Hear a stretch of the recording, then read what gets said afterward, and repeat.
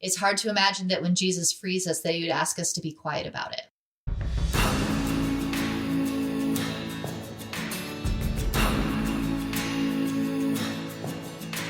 I'm done with believing these lies. Oh, I'm done with believing these This lies. is the All at Once podcast for women and those who love them. We are God's image bearers. Exploring ways religion has been distorted to silence the marginalized and to justify abuse. We are Christians, seeking to comfort, heal, and free people from the pain caused by our own religion. We carry much, like all of humanity, all at once. I'm Kelly Browning, and to God be the glory. So take courage, fight for faith. My heart will continue to say, oh, take courage, fight for faith, and see a new day. Cindy and I had so much we wanted to share with you, so we decided to break up the interview into two parts. The first part was all about what the Bible says, hermeneutics, studying the Bible, and a lot of good educational resources that we can take with us and carry with us as we look at the Bible and study it. Now, what we're talking about in this episode is Cindy's experiences as a preacher and just some good, solid life advice for us as we question our belief systems and press forward into our callings and passions. I have a big smile on my face as I record the introduction to this episode because it's so good, and I'm really excited for you to hear what else Cindy has to say to all of us. So take what is good and beneficial for you and leave what isn't. Here we go. So Cindy, tell me a little bit about the first time you preached and kind of your journey to being comfortable preaching and teaching in front of males and females. Sure. So I'm pretty sure my first sermon was in 2013, and it was a solid first sermon. I taught about blessing, and so I was in school at the time and was doing all kinds of word studies, and so I taught about that. One thing I'll say though is kind of the run up to that sermon. David, our pastor, asked me to preach probably a year before that, and I said no because I couldn't imagine myself doing that. And it made me extremely nervous. Like I had a physical reaction when I read that email. And so I said no, and I'm so grateful to him that he asked me again and gave me a second chance. So I'll say that it wasn't like immediately obvious that I wanted to preach whenever I was asked. The second thing I'll say is something that made it easier is I was subbing for adult Sunday school classes at that point. So it wasn't a huge jump. It was a huge jump, but it wasn't a massively huge jump. And I say that because to draw out the importance of getting young women in the pipeline, right? Of making these steps, giving them access to these smaller opportunities to lead and to speak and to study and to do these things that they want to do, giving our young men opportunities to be with children, right? So that when it comes time for the big ask, that they're ready, they're trained. It doesn't feel like we're throwing them into the deep end of the pool all of a sudden. And so I was somewhat in the pipeline as much as I already could be. I was subbing for an adult Sunday school class. But yeah, I worked hard on that first sermon and preached it. And to tell you the truth, all I saw in the audience or of those people looking back at me was pure joy. I just saw big smiles. It was just not a problem. Women had preached in our church before. Glenda McDonald, of course, preached many times. I don't think Becky Town had preached quite yet. We had brought in a guest speaker who spoke several times when Joe was pastor. So the precedent was already there. I was not the first woman by any stretch of the imagination. Sally Rohr had preached. I'm trying to think if there was anyone else. And so there are women who went before me who made that easier. And of course, you can't underestimate how important it is to have a man support you when a man is usually in that role. So to have David Bridges be 100% supportive, to have the elders 100% supportive. Now we have a great head elder, right? Laura is fantastic. is so, so important.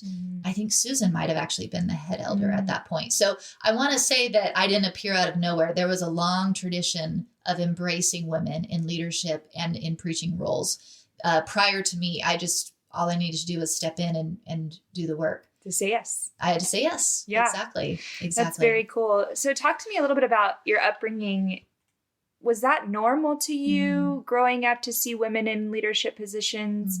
Was this something that your family supported in you?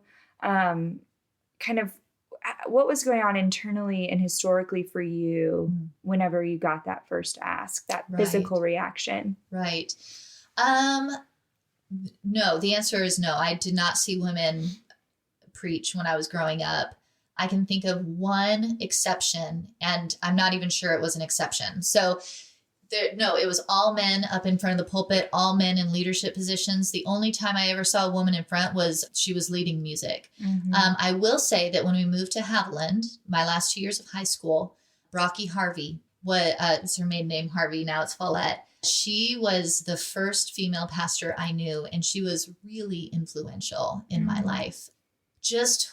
She was so good at her job. She could sing, she could preach, she could lead, she could mentor. She still does all of these things. She's an amazing woman. And so that was really the first time I saw that. And not only saw a woman doing it, but having the respect of the predominantly male leadership that she swam in those waters with. My sister is an Episcopalian. She had a female priest. And when I really first started, I reached out to her. I sent her an email. I'd never met her, and she was very generous and sent me a long email back of here's how she navigated some of these issues. And one of the things that she said that I've always remembered is it's hard to imagine that when Jesus frees us, that he would ask us to be quiet about it. Oh, yeah. I've never forgotten that really lovely sentiment. And I agree with it. Why would Jesus free us and then ask us to be silent about it and put a lid on our freedom like that? And so she was really, really influential. As far as my family, it was a little bit harder for them. My dad, the first time he saw me preach was actually just this past summer. So, wow. Okay. He saw me preach when I was up in Kansas. My mom, unfortunately, never got to hear me. So I wish that had been different. I don't think it's an overt desire. I just think it's uncomfortable. It just is uncomfortable at first. Yeah. It's like you say, at that first moment, it kind of takes your breath away. And, but then you do it and you're like, oh, that's okay. Everybody is still alive. And that actually went quite great. So, so that's my experience. And I want to say again, how much support I got from Friends with Friends. If anybody at my church fussed, I never heard it. I don't know who they fussed to, but it wasn't to me.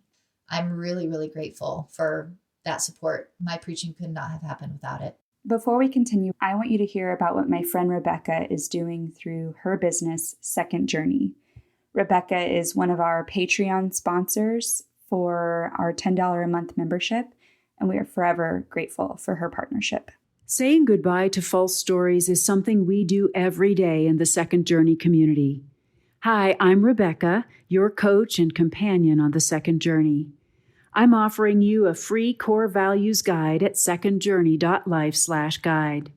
It takes important inner work to discover your true self, but the work is worth it because you want to live fully as the woman you were created to be. So come get your free core values guide at secondjourney.life/guide. Thank you, Rebecca. As a reminder, you can visit patreon.com/allatonce and sign up to become a monthly financial patron. And if you sign up and you're one of the first 5 people to sign up for the $10 a month patron, you will receive that values deck from Second Journey that Rebecca created and sponsors. Also, visit our website, allatonce.us, for merch and other info for how you can support our work. Okay, now back to Cindy. Did you experience any criticism on this journey, even like moving away from teaching to being a stay-at-home mom and then entering into your current field of study, which is probably, I would say, like your life's work of being an advocate and a voice for women in our culture and our world? what are some of the things that you've had to be resilient to and to overcome along that way? Yeah. So as far as voiced criticism, really, I experience it from my neighbors. I've had at least 2 neighbors where they'll say, I think the Bible is very clear that women ought not to preach. So they hear that I'm either studying the Bible or that I'm preaching, and they want to have that conversation. So that's happened twice. And so, I mean, but the good thing is I know my texts, like I can talk about 1 Timothy 2, I can talk about Genesis, and I don't think they've been convinced by my arguments, but those are the only times I'm even having those conversations. I think barriers have often been a little bit more subtle. Things like, and it's sometimes when I'm in meetings, for one thing, I'm often the only woman in a meeting. Or I'm the only woman in a Bible classroom. That happens a lot. When I was at Fuller, I had the full support of my professors, but I was in there with a lot of classmates who were very, very conservative. And so I would feel like I had a lot to overcome. And the problem is that when you enter into an arena where women have not often been welcome, you feel like you have to be great right away. Yes, you hold the whole gender on your back, right? And so I remember thinking with my second sermon in particular, if I don't do well in this sermon, it's not just that people won't think Cindy's a bad preacher, they'll think women are bad preachers. Yeah. And I put an immense amount of pressure on myself. Some of it is justified, right? Anybody who's usually marginalized, who first enters into a position, they have a lot of pressure on them to do well and to do well right away. Right. So it's harder to ask questions when you need help. It's harder to say, here's where I'm struggling. It's harder to have any emotion other than being solid and steady, right? Because anything else is perceived as, oh, well, we knew she wasn't ready, or we knew she wasn't qualified. And so there's pressure that I've often felt. Some of it's self-imposed, but some of it's legit. We're hard on underrepresented populations when they first join. We're really, really hard on those people. It's hard. It would be much worse if I wasn't white. Yeah. Much, much worse. Oh, yes. Yeah. This is going to maybe sound shallow, and it's okay if my listeners judge me for what I'm about to say, but I often try to think of what I would do if I were just born a white male. Like how much confident would I exude, and what would I just believe about myself to be true?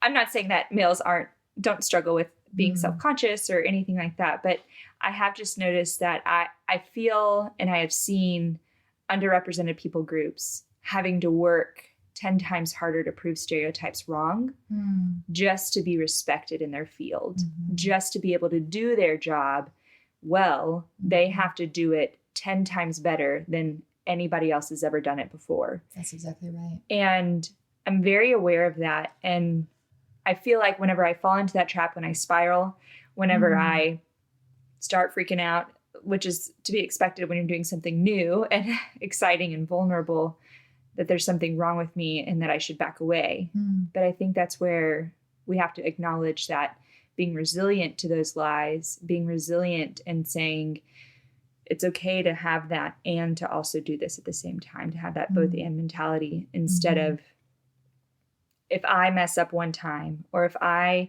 freak out one time, then I'm not good at this. And that's just not true. And I think that's harder for women in special populations to do that, because there are actual repercussions when they don't. It's not in their imaginations. It's real. It's real. Yeah. It's not just a feeling like, oh, I'm sorry you feel that way, which I hate that phrase, by the way.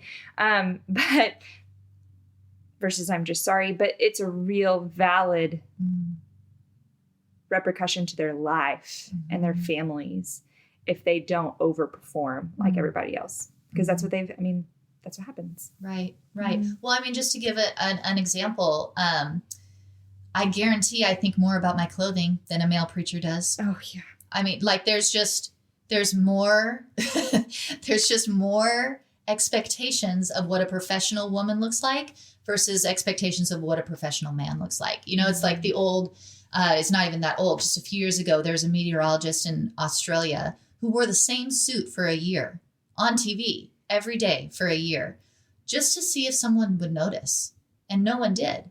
And he did it in specific solidarity with his coworker who was a woman, and the way that she was critiqued on her clothing, and the way that that was put under a microscope, and just to say there's a difference here. There's a huge difference. And so these things are real. I mean, we're getting there. We're making headway, but it still is something that we have to think about.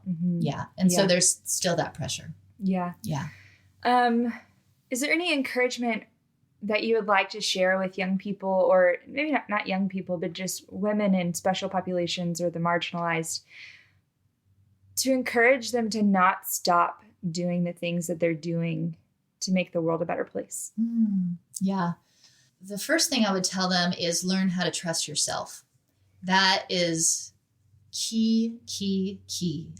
Man, I don't even know what else to say in follow-up. Trust your gut. If something feels off, it is off. If something feels interesting to pursue, it is interesting to pursue. If you are called to do something, or even if you don't want to use the big word call, if you are passionate about something, follow it. That there are 100 messages out there that will make you doubt that. There are problems that maybe you haven't seen it represented, right? Maybe you're going to be the first that you know of to track that down. Do it anyway. I have never regretted pushing through that doubt about myself, about, again, just an idea of that sounds interesting to me. I want to write a paper about that. I want to preach about that. I have never regretted that. Not ever, not once. And so, but I had to learn to trust myself. I still do it. I still have to say, listen to yourself. Like I will, that's a mantra that I use a lot. Listen to what you're saying. I say it to myself. Yeah. Cindy, listen to what you're saying. Even if I'm not even saying it out loud, listen to this voice in your head. She has something that's really important that you need to listen to, because I brush it off, right? I almost always brush it off. So we write ourselves off as being unimportant or unbelievable. Exactly. And because that's how we're trained by our culture to think about ourselves. And so I think we often have to push through a lot more of that. It's hard to really believe that and to do it in that moment when not just your own doubt, but the doubts of others seem to really be elevated in volume to persist. Right. Exactly. Yeah. I would give that advice. I would say some advice I often give is give people a chance to tell you no. Right. We often don't even send in the application because we think, no, they're going to reject it. And so we are the ones who have said no. It might be a yes. Yeah. I almost didn't apply to Rice. I came really, really close because I just thought I'll never get into Rice. And I did. And I belong there. Yeah.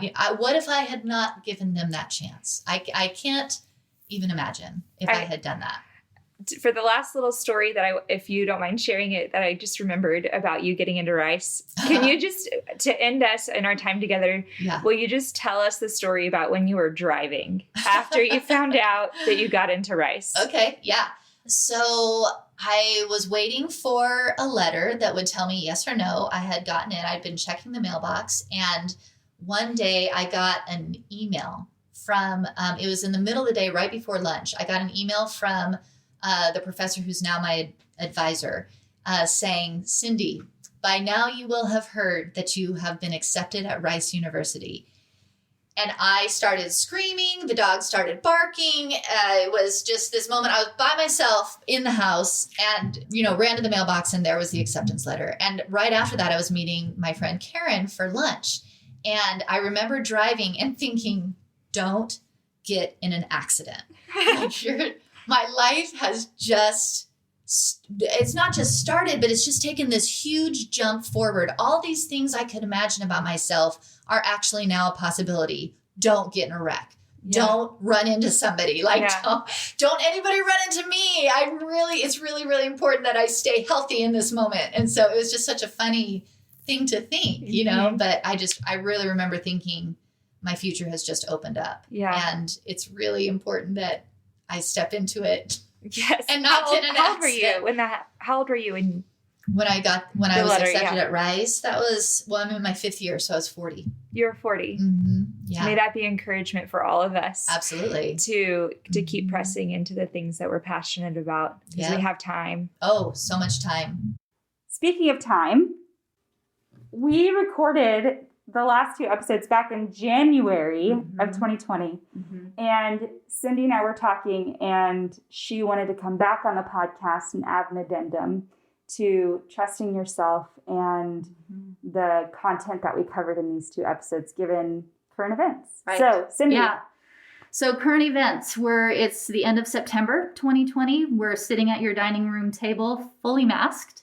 Yeah. Because a lot has changed since we recorded those episodes. Aliens haven't abducted us yet. That's like the only thing left. We're waiting for the aliens to come save us, and they haven't showed up, and I'm really disappointed. Yes.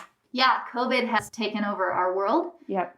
We're still in the midst of it, trying to find our way through. Hamilton dropped on Disney Plus. Amen. Snaps. Yes. And our country is dealing with racial tension, a lot of racial tension that really came to a head with the death of George Floyd on May 25th. And that's what I wanted to come back and talk about because, I gave this advice and said, trust yourself, right? If something feels off, it is off. That's what I said when we first recorded. And I stand by that. There's too many voices in the world that try to talk women out of trusting themselves. And so I want to be a voice that says, your gut is right. So if something feels off, it is off. But I want to talk about specifically something that actually happened the same day George Floyd died in another part of the country in New York, Central Park. And that day was the day that Amy Cooper was walking her dog in Central Park, unleashed, and came upon Christian Cooper, no relation. He was a birder, and he asked her to leash her dog as the rules of Central Park state. And she perceived his presence and his request as a threat, and she called 911 on him. And so we all saw that video that went viral. And I want to stress again, that happened the same day that George Floyd was killed. I did not know that. I didn't either until I started looking up the dates. And those both happened on May 25th. The reason I bring that up is because Amy Cooper, even though I've never met her, was following my advice. She was trusting herself. Yes, her gut said something is off. Her gut said something was off, and something was off, but it wasn't him. It was her. Yes. She was the one who was bringing the offness to that situation. Yes. Her preconceived notions of danger in the presence of a Black man, that was what was off. Yes. He was fine. And I want to bring that up because I think we need to add an amendment to our Trust Yourself Constitution. If you are in danger, if you are physically in danger, if there's the presence of a weapon, then yes, call the police. Do what you need to do to get yourself to a safe place. But if that's not true, think in terms of a flow chart. Are you physically in danger? If the answer is yes, call 911, remove yourself from the situation. If the answer is no, then I think we just have to ask a blunt question. Is there a person of color involved? You and I, Kelly, are white women. Yes. If we feel like we're in danger just because a person of color is around us, we need to check ourselves and make sure that we are not misperceiving our own safety because it has consequences, right? We saw that in the case of George Floyd. The police were called and he lost his life. We as white women have work to do. Yeah. We talked about the hermeneutic, right? The interpretive lens, these glasses that we put on that shape the way that we interpret the Bible. We talked about that in the first episode. Same thing is going on when you interpret the things that are going on around you. Yeah. You have glasses on and you've got to see what those glasses are. Yeah. Especially, like I said, like you and I, we're white women. We got to make sure that we don't become someone who puts someone else in danger just because we have really bad glasses on. And that's our responsibility as white women and as white people to do that work. It is not the responsibility of the person being harmed to do the work. And doing the work, like we just said, is creating a little flow chart in our minds to acknowledge our implicit racism that we just absorb right through the culture around us. Right. Even if we aren't racist or have behaved in racist ways, we are still absorbing our lenses for danger and perceived danger. That's exactly right. Yep. We just, it's the air we breathe is what Black activists are telling us. And I hear them and I believe them. It's my job to see it. I have to see it. And we have to acknowledge this is an old problem, right? Yes. This is an old problem. The story of Emmett Till being accused of wolf whistling at a white woman, and the white men around her became enraged and lynched him. I mean, this happened. We just have to acknowledge that there's a lot of damage to be undone. And it starts with you and I checking our glasses, checking out what are our interpretive lenses, doing the work before we get into a situation where we put someone else in harm's way because we have perceived badly what's actually going on. Yeah. Trust yourself, but improve yourself so that when your gut speaks, it's right. It's right. Yes. Yeah. Thank you so much, Cindy, for those words that will help me and have helped me as we've been preparing for this episode to acknowledge my own biases that I already am doing the work to undo, but still have so much work to do because it is in the air I breathe. And so thank you for sharing that. And thank you for being on the podcast and for teaching us about hermeneutics, how to separate the interpretation of the Bible from the Bible itself, and to acknowledge and empower people groups that we often ignore, overlook, and implicitly harm. Well said. Thank you for Snaps for you as well.